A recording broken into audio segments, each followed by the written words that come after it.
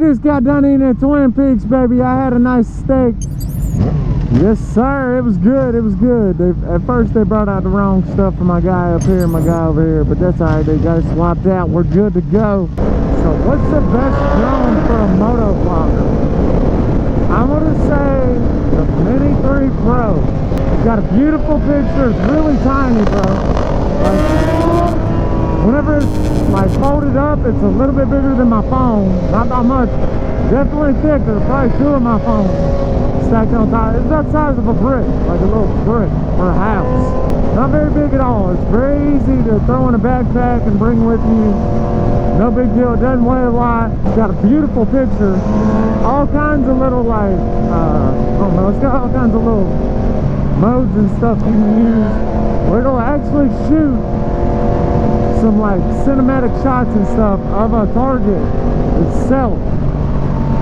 You can also shoot hyperlapses with it, all kinds of stuff. I mean, it's awesome.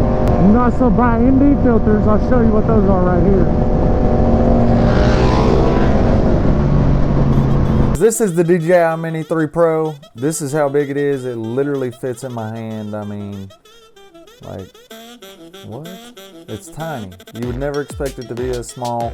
The controller right here, I love this. This thing is awesome. Check it out. It's just like your smartphone. Let me turn it on real quick. Just like your smartphone, this is all touch screen and everything like that.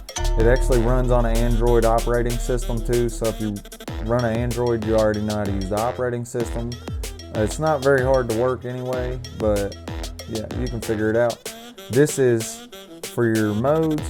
This right here would be cinematic. This would be normal. This would be sport. Now, just know in sport mode, your like sensors right here and on the back, which are right here and right here, and on the front right here and right here, to keep you from hitting stuff whenever you're in the air flying. This drone does not have side sensors. That's the only downside. It also doesn't have above sensors, so it doesn't have side to side or above sensors. You have to watch out when you're flying high, what you're going to fly into up above you or side to side. You don't have to worry about front to rear or down as long as you have it in normal or sport mode.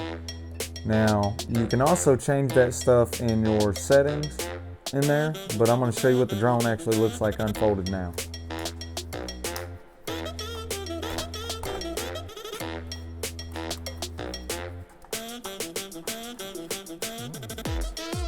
Literally do it with one hand.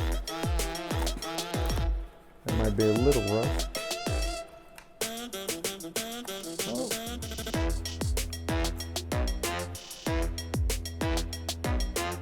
So these two actually fold up like this. Don't do what I done when I first got it and try to fold those like out like the other two. See, these fold in, they just rotate. This is how big it is whenever it's out and in your hand. If you all enjoyed this video, make sure to smash the like button for me. It really helps me out. Helps out with the YouTube, baby. I'm spending hours on this kind of stuff. So if you could do that and maybe even leave a comment for me, that'd be great. I really appreciate it. It helps out more than you know. That's going to do it for the DJI Mini 3 Pro. The best drone for a motovlogger, baby. Let's go.